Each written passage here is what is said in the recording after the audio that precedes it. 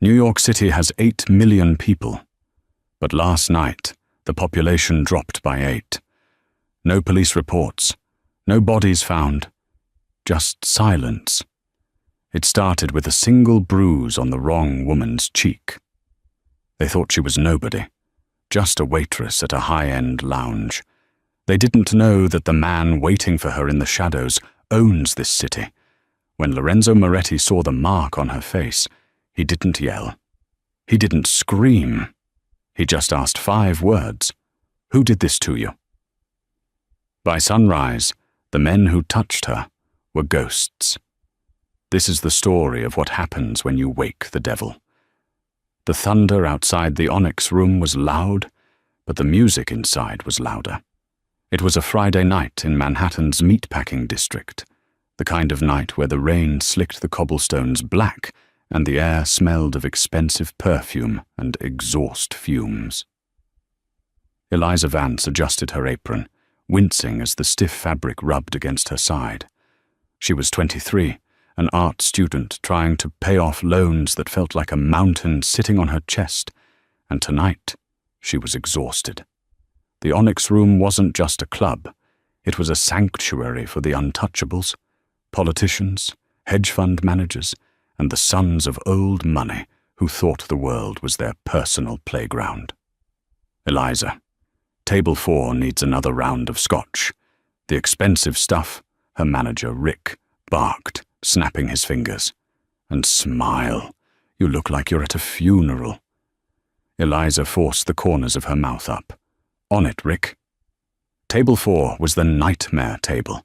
It was occupied by Julian Thorne and his entourage. Julian was the son of a senator, a man who had never heard the word no in his 30 years of life. Surrounded by 7 other men, a mix of corporate lawyers and trust fund brats, they were already loud, drunk, and aggressive. Eliza balanced the heavy tray, her heart thumping a nervous rhythm against her ribs. She approached the booth, the leather squeaking as the men shifted. "Well, look who's back," Julian slurred, his eyes raking over her in a way that made Eliza feel like she needed a shower. He was wearing a suit that cost more than her tuition, but his tie was loose and his face was flushed with liquor. "The little mouse. Your drinks, gentlemen," Eliza said softly, setting the crystal glasses down on the marble table. She tried to be quick, to make herself invisible. "Not so fast," Julian said, his hand shooting out to grab her wrist. His grip was shockingly strong, his fingers digging into her skin. Eliza gasped, the tray clattering onto the table. "Please let go. I have work to do." "Work? We are your work," one of the other men, a heavy-set guy named Mason, laughed. The other 6 men joined in, a chorus of cruel, braying laughter. "Julian, come on, let the girl go," one of them muttered, though he didn't move to help. "I just want to know why she's so cold," Julian sneered, pulling her closer. The smell of expensive scotch and stale cigarettes overwhelmed her. "My father owns half the police force in this precinct. Do you know what that means, Mouse? It means I can do whatever I want." "Let go of me," Eliza cried out, panic rising. She twisted her arm, and in the struggle, a glass of scotch tipped over, spilling amber liquid onto Julian's pristine Italian trousers. The table went silent. Julian looked down at his pants, then back up at Eliza. His eyes weren't drunk anymore. They were dead cold. "You stupid bitch," he whispered. Before Eliza could apologize, before she could even breathe, Julian stood up and backhanded her. It happened so fast she didn't see it coming. The force of the blow knocked her backward. She collided with the wall, her head cracking against the wood paneling, and she slid to the floor. A sharp, stinging pain exploded across her cheekbone. The music seemed to stop for her, though the bass kept thumping in the main room. She lay on the floor, dazed, tasting copper in her mouth. "Clean that up," Julian spat, throwing a napkin at her. "And get out of my face before I really get mad. The 7 other men just watched. Some looked away, awkward. Mason laughed. Not one of them offered a hand. Not one of them stood up. Rick, the manager, rushed over, but instead of helping Eliza, he turned to Julian. "Mr. Thorne, I am so sorry. She's clumsy. She's new. Fire her," Julian said, sitting back down. "Consider it done," Rick said. He grabbed Eliza by the arm, hauling her up roughly. "Get your stuff. You're done. Out the back door." Eliza didn't argue. She couldn't. She grabbed her coat, holding her throbbing cheek, and ran out into the pouring rain. She didn't have an umbrella. She just walked, the cold water mixing with the hot tears on her face, the humiliation burning brighter than the city lights. She didn't know where she was going. She just knew she had to get away. But as she turned the corner onto a quieter street, a sleek, black Rolls-Royce Phantom pulled up to the curb, slowing to a crawl beside her. The back window rolled down. Eliza kept walking, head down. She knew better than to look at cars like that in this part of town at 2:00 a.m. "Eliza." The voice was low, smooth, and commanded attention like a thunderclap. It wasn't a question. It was a summons. She froze. She knew that voice. Everyone in the neighborhood knew that voice, even if they pretended they didn't. She turned slowly. Inside the car, sitting in the shadows of the back seat, was Lorenzo Enzo Moretti. Enzo wasn't just a mob boss. He was the boss, the capo dei capi. He owned the shipping yards, the construction firms, and half the real estate in Manhattan. He was 32, devastatingly handsome, with sharp features and eyes the color of steel, and he had a reputation for being absolutely ruthless to his enemies and terrifyingly protective of what he considered his. And for the last 6 months, for reasons Eliza couldn't understand, he had been coming to the diner where she worked the morning shift. He drank black coffee, read the paper, and watched her. They had barely spoken 10 words, but there was an invisible thread between them that terrified and thrilled her. "Mr. Moretti," she whispered, shivering in the rain. "Get in," he said. The door clicked open. I can't. I'm soaking wet. I'll ruin the leather," she stammered, trying to hide the left side of her face with her hair. "Eliza," he said again, softer this time. "Get in the car." She obeyed. She slid into the warmth of the back seat. The smell of the interior was leather, rain, and his cologne, sandalwood and danger. The driver, a mountain of a man named Dante, stared straight ahead, locking the doors. Enzo looked at her. He was wearing a charcoal suit, no tie, the top button of his shirt undone. He looked immaculate. He looked powerful. "Why are you walking in the rain?" he asked. "I got off early," she lied, keeping her head turned toward the window. Enzo didn't speak. He reached out, his hand large and warm, and gently took her chin. His fingers were calloused, but incredibly gentle as he forced her to turn her head toward him. Eliza winced as the light from the street lamp outside hit her face. The silence that filled the car was heavy, suffocating. Enzo stared at the bruise blooming on her cheekbone. It was already turning a dark, angry purple. Her lip was split. His eyes, usually cool and detached, darkened. The temperature in the car seemed to drop 10 degrees. He didn't look angry. He looked lethal. It was a quiet, focused rage that was infinitely scarier than shouting. He brushed his thumb just below the bruise, feather-light. Eliza trembled, but not from cold. "Who did this to you?" he asked. His voice was devoid of emotion, which made it terrifying. "It's nothing, Enzo. I fell." "It was stupid," Eliza lied, pulling away. "Please, just take me home." "Don't lie to me, Eliza," Enzo said. He didn't raise his voice. "You didn't fall. That is the shape of a hand. A ring cut your lip." He leaned closer, his intensity pinning her to the seat. "I will ask you one time, and if you don't tell me, Dante will tear this city apart, block by block, until I find out anyway. Save the city the trouble, Tesoro. Treasure. Who touched you?" Eliza looked into his eyes. She saw the violence there, but she also saw something else. Pain. He was hurting because she was hurt. She started to cry. The dam broke. It was at the club, the Onyx Room, table 4. "A name," Enzo demanded softly. "Julian Thorne," she whispered, "and his friends. There were 8 of them. They laughed." Enzo stared at her for a long moment, memorizing the injury on her face, as if fueling himself with it. Then he sat back. He pressed a button on the intercom to the front seat. "Dante," Enzo said. "Yes, boss?" The driver answered instantly.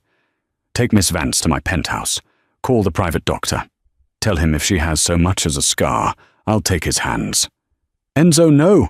Eliza grabbed his arm. "Please. Julian Thorne is a senator's son.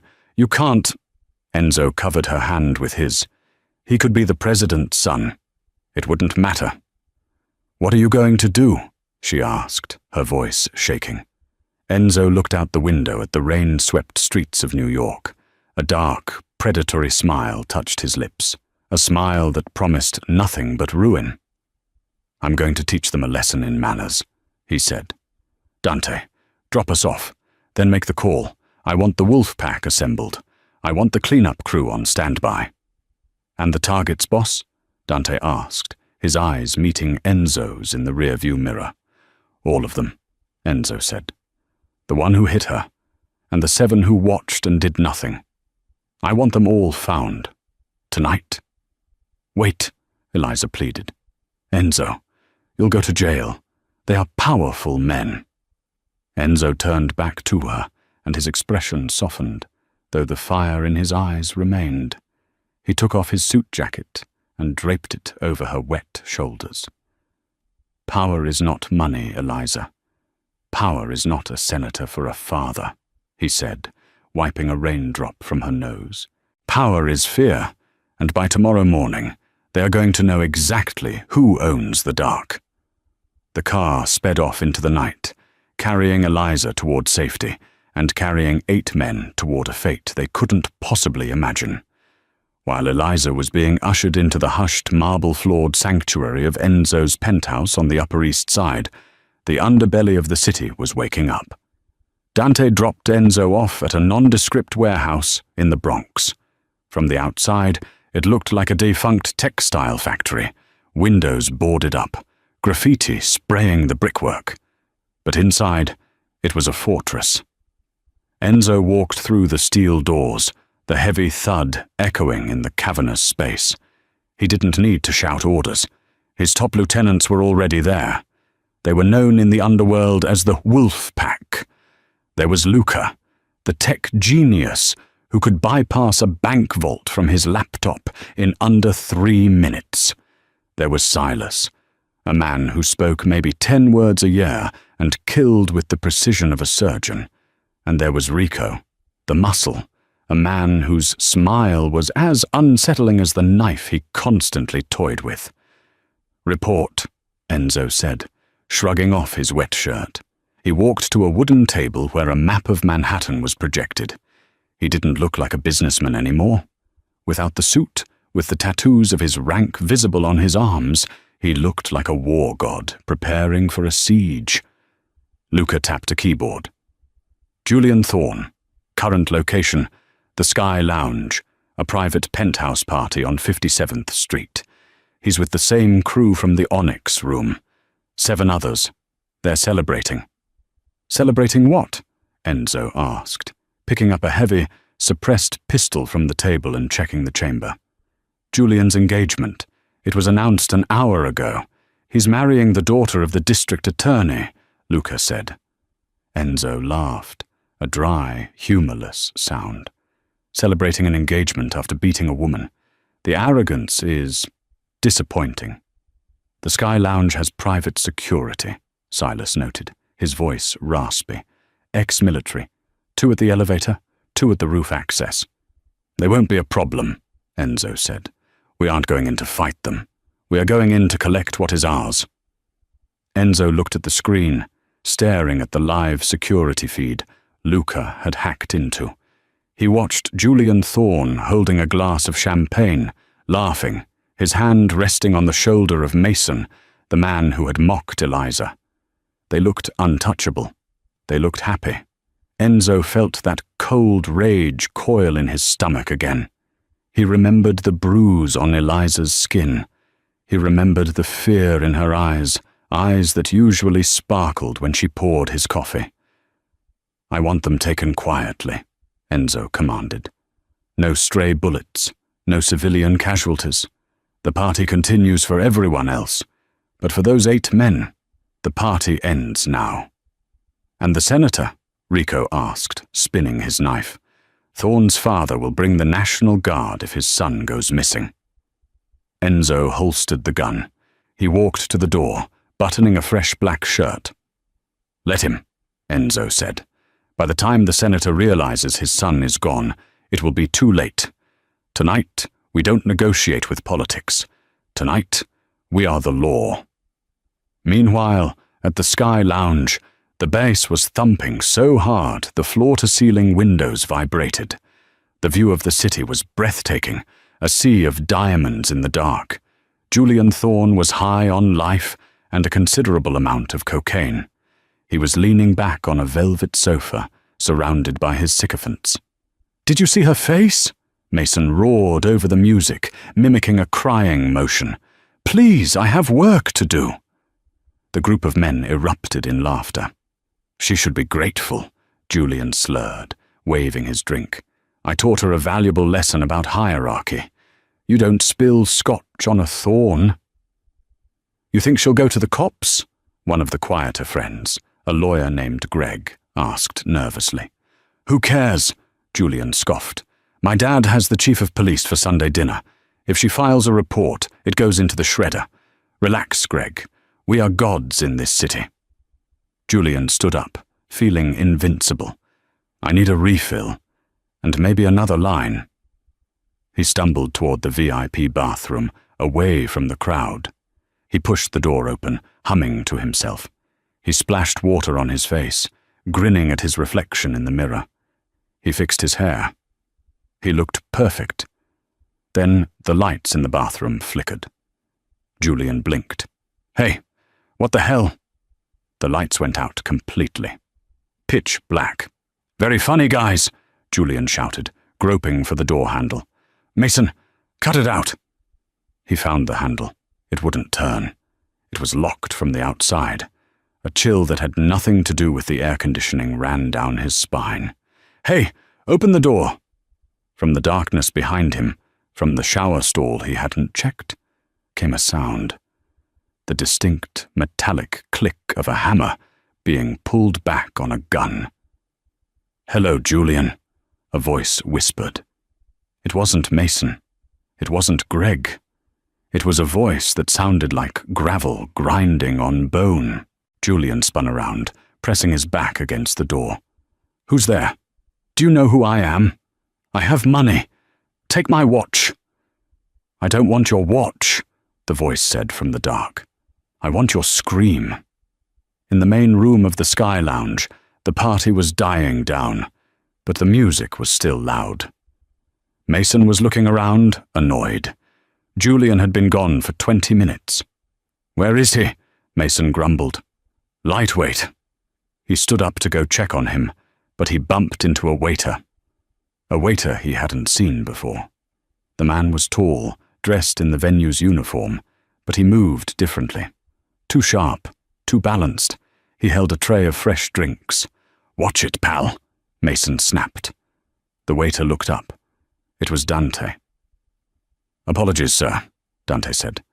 "Compliments of the house for your table. Special reserve." Mason's eyes lit up. "Well, finally some service." Dante placed the tray down. As he did, he made eye contact with another waiter across the room, Rico.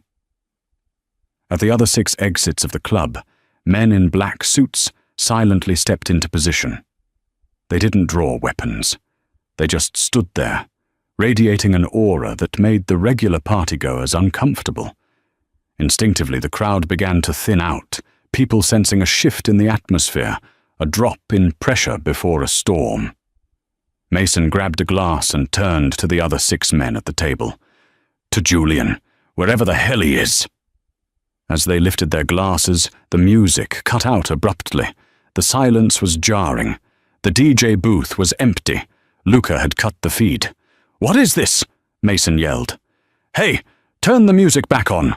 "Sit down," a voice commanded from the shadows of the VIP balcony. Enzo Moretti stepped into the light. He wasn't wearing a mask. He didn't hide. He stood with his hands in his pockets, looking down at the table of men like an exterminator, looking at a nest of roaches. The room went deathly still. The remaining civilians, realizing something was very wrong, began to scramble toward the exits. The wolf pack let them leave. They only blocked the path of the 8 men at table 4. "Who are you?" Mason demanded, though his voice wavered. He recognized the face. Everyone in New York knew the face, but his brain refused to accept that a Mafia don was crashing their party. "You have something that belongs to me," Enzo said calmly, descending the stairs. "We don't have anything," Greg squeaked. "We're just drinking." "You stole a woman's dignity tonight," Enzo said, reaching the bottom of the stairs. He stood 2 inches taller than Mason. "You stole her safety, and you thought there was no cost." Mason paled. "The waitress? You're here for the waitress. She's nobody." Enzo moved faster than humanly possible. He grabbed a wine bottle from the table and smashed it across Mason's face. Glass shattered. Red wine, or was it blood, sprayed the white tablecloths. Mason screamed, clutching his face, dropping to his knees. The other 6 men jumped up, but before they could run, the waiters were on them. Dante, Rico, and Silas moved with terrifying efficiency. Zip ties were cinched tight before the men could even throw a punch. Bags were thrown over heads. It was chaos contained in 10 seconds of brutality. "She is not nobody," Enzo whispered to the groaning Mason. He grabbed Mason by the hair, forcing him to look up. "She is the only thing in this city that matters, and you broke her." "My father," Mason gurgled. "We'll mourn you," Enzo finished. Dante approached Enzo. "We have the 7, boss. Thorne is secured in the service elevator. He's unconscious." "Good," Enzo said. He straightened his cuffs, looking at the wreckage of the table. "Take them to the docks. Warehouse 4. Prepare the chairs." "And the witnesses?" Rico asked, gesturing to the few terrified staff members cowering behind the bar. Enzo looked at the bartender. "You saw nothing tonight, just an unruly bachelor party that left early." The bartender nodded frantically. "I didn't see a thing, Mr. Moretti, I swear." "Good man." Enzo dropped a stack of $100 bills on the bar. "For the cleanup." As the wolf pack dragged the 8 struggling, hooded men out the back service exit, the rain outside began to fall harder, washing away the tire tracks, but not the sins. Back at the penthouse, the silence was different. It was warm. Safe. The private doctor, an elderly man named Dr. Aris, had finished tending to her cheek. "It's a nasty contusion, my dear," he said gently, packing his bag. "But nothing is broken. You're lucky." Eliza sat on the edge of the massive king-sized bed, wrapped in a silk robe that Enzo had left for her. "Lucky," she repeated hollowly. She looked around the room. It was masculine, dark and imposing, but there were touches of softness. A book on the nightstand, a framed photo of an older woman. His mother, perhaps? She walked to the floor-to-ceiling window. She could see the city skyline. Somewhere out there, Enzo was doing something terrible, and he was doing it for her. Her phone buzzed on the bedside table. It was a news alert. Breaking. Senator Thorne's son, Julian Thorne, reported missing from Midtown party. Police suspect foul play. Eliza's hand flew to her mouth. It had been less than 2 hours. The door to the bedroom opened. She spun around, expecting Enzo, but it was Dante. He looked solemn. He had a smudge of dirt on his collar. "Miss Vance," he said, bowing his head slightly. "The boss requests your presence." "Where is he?" she asked. "He is finishing his work," Dante said. "He wants you to decide the ending." Eliza's blood ran cold. "Decide the ending? What does that mean?" "It means," Dante said, opening the door wider, "that justice is a dish best served by the one who was wronged. The car is waiting." Eliza hesitated. She was an art student. She served coffee. She wasn't a gangster. She wasn't a killer. But then she remembered the laugh, the way they had laughed while she lay on the floor. She tightened the belt of the silk robe. She thought of Enzo's eyes, burning with defense of her. "Take me to him," she said. The ride to the docks was silent. The rain had turned into a torrential downpour, hammering against the roof of the Rolls-Royce like 1,000 drumbeats. Eliza sat in the back, staring at her hands. They were trembling, not from cold, but from adrenaline. The warehouse district was a graveyard of industry. Rusted cranes, shipping containers stacked like monoliths, and the smell of salt and diesel fuel. Dante drove the car right into the belly of a massive, corrugated metal structure. The headlights cut through the darkness, illuminating a scene that would haunt Eliza forever. In the center of the vast, empty warehouse, a single industrial light bulb hung from a chain, swaying slightly. Beneath it, 8 chairs were arranged in a semicircle. 8 men sat in them. They were zip-tied to the chairs. Their expensive suits were ruined, stained with wine, dirt, and sweat. Black hoods covered their heads. Enzo was standing in front of them, his back to the car. He had rolled up his sleeves, revealing intricate tattoos that wound up his forearms, symbols of loyalty, death, and omerta. Dante opened the car door. "We are here, Miss Vance." Eliza stepped out. The sound of her heels clicking on the concrete floor echoed like gunshots. Enzo turned. His expression softened when he saw her, but his eyes remained hard. He walked over to her, taking her hand. "You don't have to do this," Enzo said quietly. "You can wait in the car. I will handle the garbage."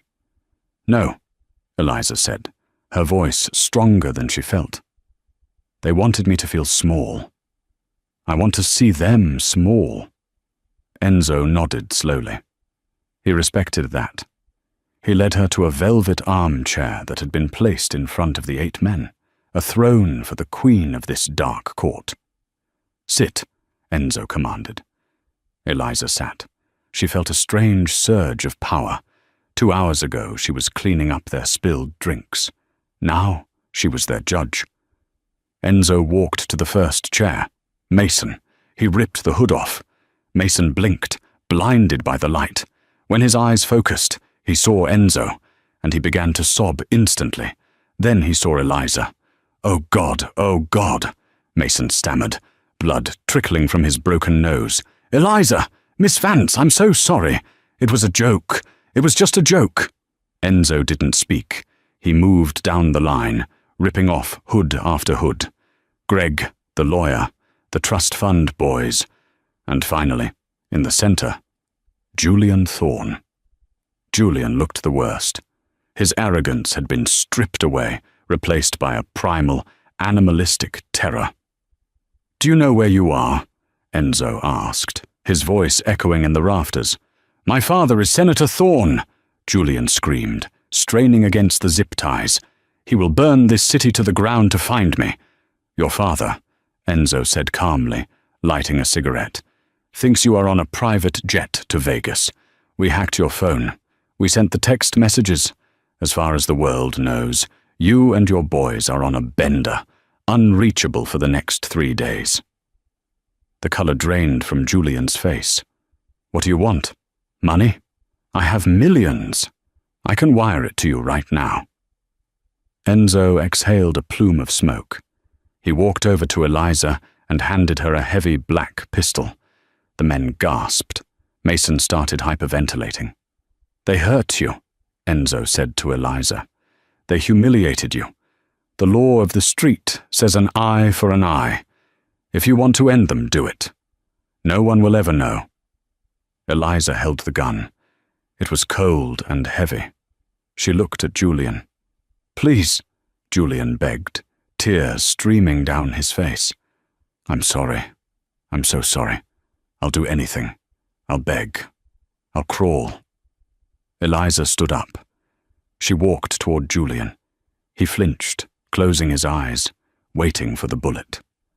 She pressed the barrel of the gun against his forehead. She could feel his pulse hammering against the metal. "You called me a mouse," Eliza whispered. "I was wrong," Julian cried. "I was wrong." Eliza looked at the other men. They were all weeping, all broken. They weren't powerful. They were pathetic. She pulled the gun back. She turned to Enzo and handed the weapon back to him. "I don't want to kill them," Eliza said. A wave of relief washed over the 8 men. "Thank you. Thank you," Mason blubbered. "But," Eliza continued, her voice turning ice cold, "I don't want them to live their lives either." Enzo smiled. It was a terrifying, proud smile. "Explain." "If they die, they don't learn," Eliza said, looking at Julian with disgust. "I want them to disappear. I want them to lose their names, their money, their futures. I want them to wake up every day wishing they were dead, remembering that they lost it all because they touched a waitress." Enzo nodded. "A fate worse than death. I like it." Enzo snapped his fingers. The warehouse doors rolled open again. A massive shipping container was being lowered by a crane onto a waiting flatbed truck. "You boys are going on a trip," Enzo announced cheerfully. "I have business partners in the cobalt mines of Siberia. They are always looking for robust labor. No phones, no names, no sunlight, just work." "No!" Julian screamed. "No, please, kill me, just kill me." "You had your chance to be a man," Enzo said, turning his back on them. "Now you will be a mule." Enzo signaled the wolf pack. Rico and Silas moved in, taping the men's mouths shut with duct tape, stifling their screams. They began dragging the chairs toward the dark, gaping maw of the shipping container. But just as they grabbed Julian, he managed to rip one hand free from the zip tie. He must have been working on it for an hour and tore the tape off his mouth. "Wait!" Julian shrieked. "Wait! It was a setup! It was a setup!" Enzo held up a hand. The wolf pack froze. Enzo walked back to Julian. "What did you say?" Julian was panting, his eyes wild.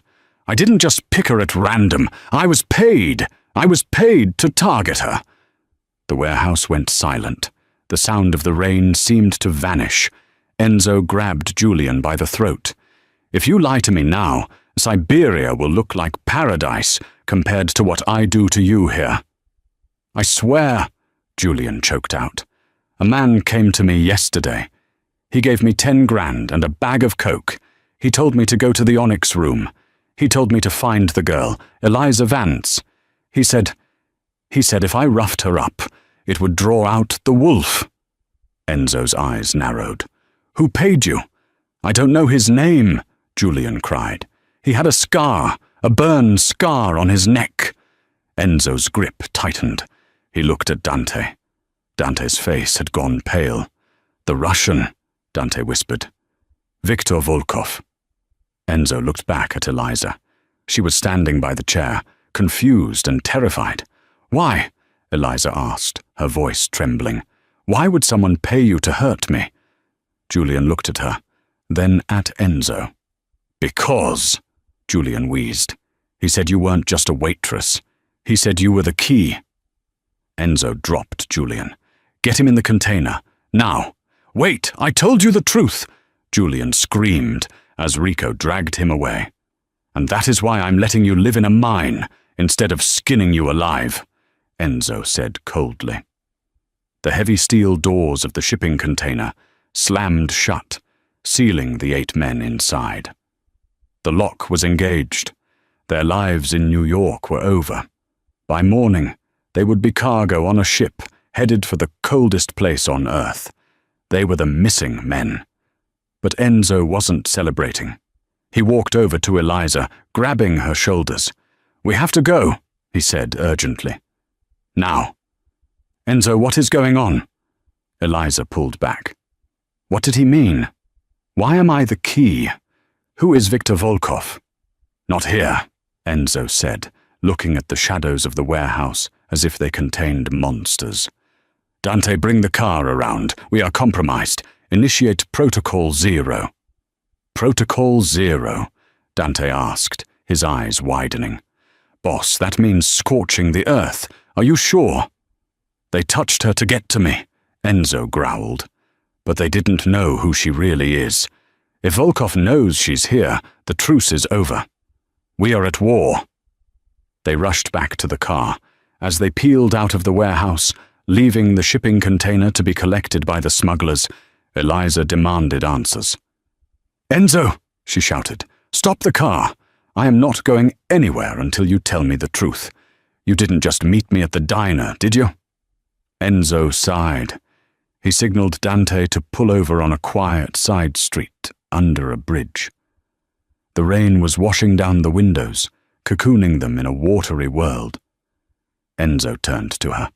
The look in his eyes was a mixture of guilt and deep, aching love. "No," he admitted. "I didn't meet you by accident. I've been watching you for 3 years." Eliza felt a chill that had nothing to do with the damp air. "Stalking me." "Guarding you," Enzo corrected. "Eliza, think. Why do you have no memory of your life before you were 7 years old?" I was in a car accident." She recited the story she had been told her whole life. "My parents died. I hit my head." "That is a lie," Enzo said softly. "Your father didn't die in a car accident. He was murdered. He was the accountant for the 5 families, the only man who knew where all the bodies were buried and where all the money was hidden." Eliza stared at him, unable to process the words. "That's impossible. I'm just an art student. I'm broke." "You are broke because you don't have the access codes," Enzo said. "Before your father died, he stole $200 million in bearer bonds and crypto keys. He hid them. But he didn't hide them in a bank. He hid them in the mind of his daughter." Enzo reached out and touched the silver locket Eliza wore around her neck, a locket she never took off. "This," Enzo said, "and your paintings, the patterns you draw when you're stressed. They aren't doodles, Eliza. They are portions of a cipher." Eliza's hand flew to her mouth. "And you wanted the money?" "At first," Enzo admitted, his voice rough with honesty. 3 years ago, I found you. I planned to take you, extract the information, and dispose of the loose end. That is the man I was." He leaned in closer, his thumb stroking her cheek where the bruise was starting to fade. "But then I watched you. I saw you work double shifts to pay for school. I saw you feed stray cats behind the diner. I saw you smile even when the world was crushing you. And somewhere between the coffee and the rain, I forgot about the money. I just wanted you safe." Eliza looked at him. She searched his face for a lie, but she found only raw vulnerability. "So Volkov," she whispered. "Volkov is my rival," Enzo said. "He figured out who you are. He paid Julian to hurt you because he knew I would react. He knew I would come out of the shadows to save you. He used you as bait to expose my position." Suddenly, the car rocked violently. Boom! An explosion tore through the silence of the night. The SUV behind them, the one carrying Rico and Silas, erupted in a fireball. "Get down!" Enzo screamed, throwing his body over Eliza. Automatic gunfire shredded the air. Bullets pinged off the armored chassis of the Rolls-Royce. "Ambush!" Dante yelled, stomping on the gas. "They were waiting for us." "Volkov," Enzo snarled, pulling his gun. He didn't just want to expose me. He wanted to end me. The car screeched onto the highway, tires smoking. Behind them, 3 black SUVs were in pursuit, hangmen leaning out the windows with machine guns. "Dante, get us to the safe house," Enzo ordered, returning fire through the cracked window. "I can't!" Dante shouted. "They've blocked the bridge. We're trapped!" Enzo looked at Eliza. She was terrified, curling into a ball on the floorboard. "Eliza, look at me!" Enzo shouted over the roar of the chase. She looked up, eyes wide. "Do you trust me?" he asked. I don't know," she cried. "Trust me," he pleaded. "I lied about why I found you, but I never lied about how I feel. I will burn this city to ash before I let them touch you again." He handed her a phone. "There is one number on speed dial. If anything happens to me, you press it. It will send the encrypted files from your paintings to the FBI. It's your leverage. It's your shield." "What are you going to do?" Eliza screamed as the car swerved to avoid a hail of bullets. Enzo checked his magazine. He looked at the blockade ahead. 2 trucks blocking the road, men with rifles standing on the hoods. "I'm going to do what a wolf does," Enzo said, his eyes turning black with resolve. "I'm going to hunt." "Dante," Enzo said calmly. "Ram them." "With pleasure, boss." The impact felt like the end of the world. When the armored Rolls-Royce rammed the blockade, the sound wasn't a crash, it was a scream of twisting metal and shattering glass. The world spun violently. For a terrifying second, there was no gravity, only the sickening lurch of 2 tons of steel careening off the asphalt and slamming into the concrete guardrail of the bridge. Then, silence. A high-pitched ringing filled Eliza's ears. The air inside the cabin was thick with white dust from the airbags and the acrid smell of burnt rubber. "Eliza!" Enzo's voice broke through the haze. He was already moving, his survival instincts overriding the shock. He shoved the deflated airbag aside, his hands frantically checking her. "Eliza, answer me. Are you hurt?" She coughed, shaking her head. I'm okay." "Dante!" Enzo barked toward the front. "Ribs are cracked, boss," Dante groaned, kicking his door open with a grunt of pain. Blood trickled down his temple, but he already had his weapon drawn. "But I can shoot." "Get her out. Now." They scrambled out of the wreckage into the pouring rain. The scene was a nightmare bathed in the harsh, blinding glare of headlights. They were trapped on the bridge, the ocean churning black and angry hundreds of feet below them. The blockade trucks were smoking ruins, but the real threat was behind them. 3 black SUVs screeched to a halt, boxing them in. Doors flew open, and 12 men poured out, their silhouettes sharp against the high beams. They moved with military precision, forming a semicircle of death. Enzo pulled Eliza behind him, using the ruined chassis of the Rolls-Royce as cover. He checked his gun. 3 bullets left.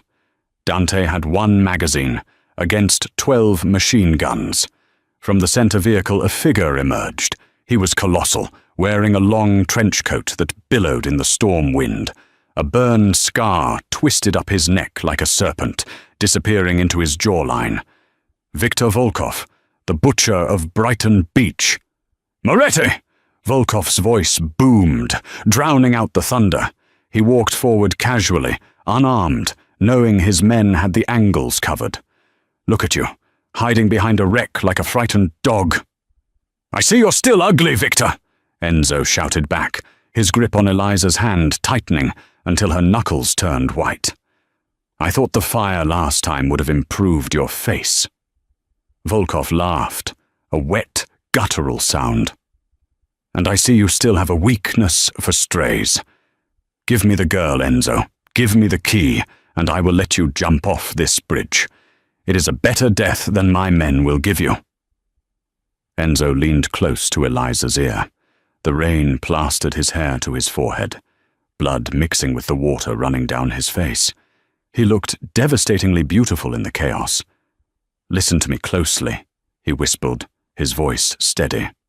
"When I stand up, they will focus fire on me. You have 3 seconds. Jump the rail. The drop is high, but the water is deep. It's your only chance." Eliza looked at him, horror dawning. "No, you'll die."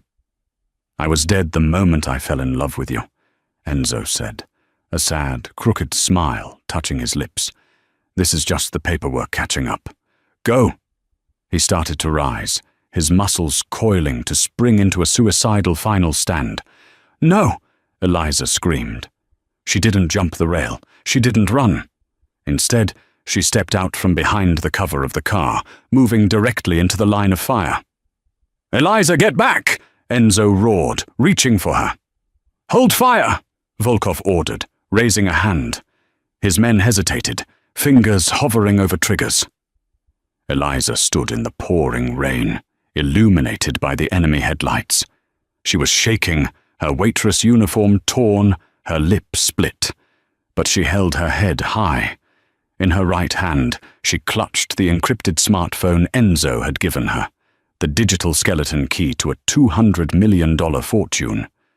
"You want the key, Volkov?" she shouted. Her voice cracked, then found its steel. "Here it is." Volkov stepped closer, his eyes greedy. "Bring it to me, little mouse." "I know what this is," Eliza lied, channeling every ounce of desperation into the performance of a lifetime. "Enzo told me everything. This phone is linked to a dead man's switch. My thumb is on the screen.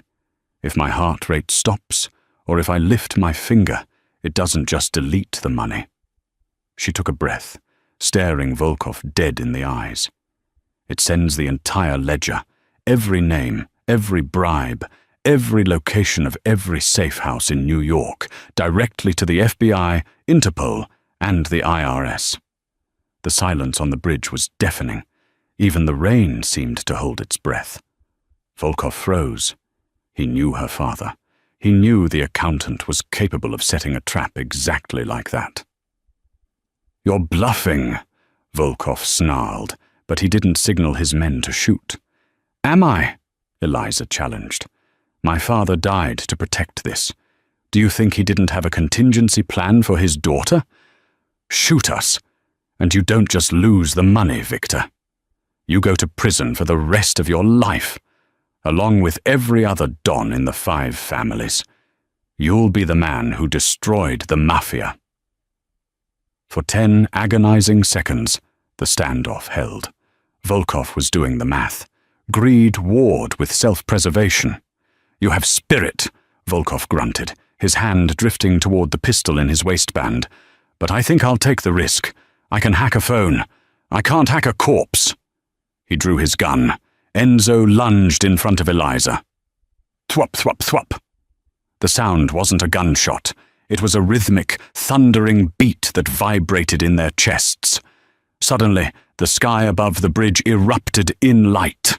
A blinding spotlight cut through the gloom, pinning Volkov and his men against the asphalt. A black, unmarked helicopter roared over the suspension cables, hovering dangerously low. The side doors slid open. "Drop your weapons!" A voice amplified by a loudspeaker boomed from the sky. Simultaneously, 2 armored trucks smashed through the rear of Volkov's blockade on the other side of the bridge. Men in full tactical gear, Enzo's elite wolf pack, swarmed out, outflanking the Russians instantly. Volkov looked up, his face twisting in realization. He had been so focused on the mouse, he forgot about the wolf. "It's over, Victor," Enzo shouted, stepping forward, his gun raised. Volkov's men saw the laser sights from the helicopter dancing on their chests.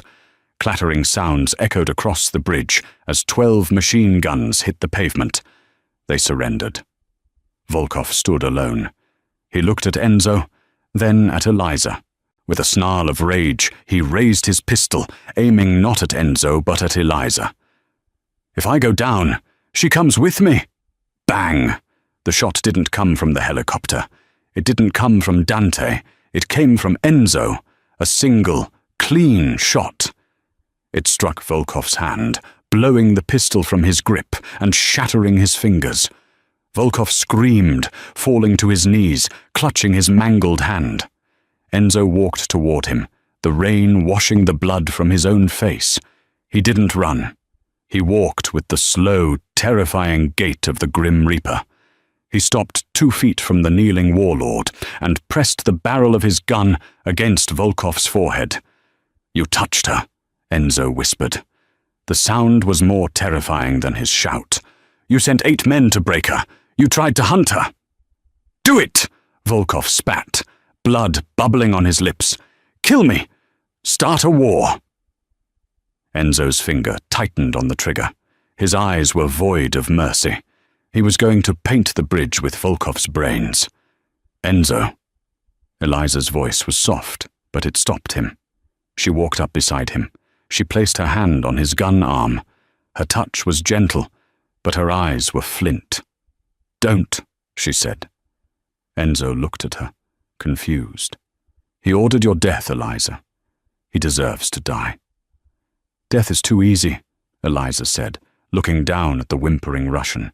"If you kill him, he becomes a martyr. His men will seek revenge.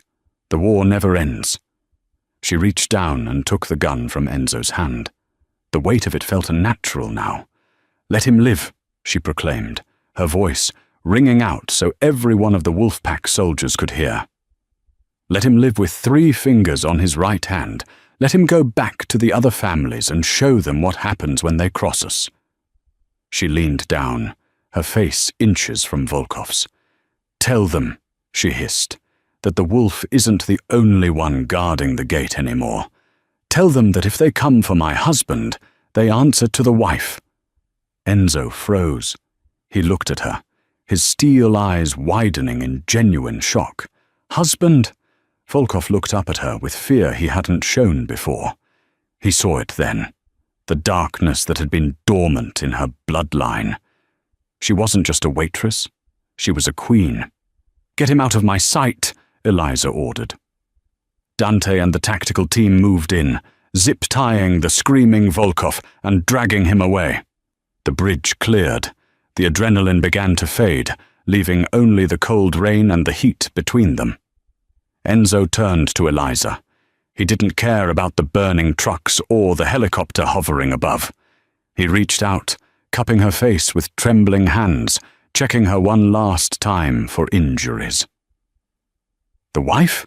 he asked, a smirk playing on his lips, his voice rough with emotion. Eliza looked up at him. She was exhausted, bruised and soaked to the bone, but she felt alive in a way she never had in the safety of the diner. She had faced death, and she had chosen him. "Well," she whispered, leaning into his touch. "You did say you were going to take care of me. I figure I should make it official before you get us shot at again." Enzo laughed, a true, joyous sound that echoed into the New York dawn. He pulled her into him, kissing her fiercely, a kiss that tasted of rain, blood, and a future that belonged only to them. "Let's go home, Eliza," he murmured against her lips. "I think we have a wedding to plan." "And Enzo?" she asked, looking back at the city skyline. "Yes, Tesoro. Those 8 men, the ones in the container." Enzo paused. "What about them?" Eliza's eyes darkened, a flash of the new woman she had become. "Make sure they make it to Siberia. I don't want ghosts coming back to haunt our honeymoon." Enzo smiled, filled with a terrifying amount of pride. "Consider it done." As they walked toward the waiting helicopter, leaving the wreckage of their old lives burning on the bridge, the sun began to crest over the horizon. The waitress was gone. The Queen had risen, and the city of New York held its breath, waiting to see what she would do next. And that is how the underworld of New York changed in a single night. They say revenge is sweet, but justice is a dish best served with a side of cold, hard silence. Eliza Vance went from serving drinks to ruling the empire, proving that sometimes the most dangerous person in the room isn't the one with the gun. It's the one with everything to lose. If this story kept you on the edge of your seat, don't forget to hit that like button. It helps the channel more than you know. Subscribe and turn on the notification bell so you never miss a twist. And tell me in the comments, if you were Eliza, would you have sent those 8 men to the mines, or would you have chosen a darker fate? Let me know. Until next time, stay safe in the shadows.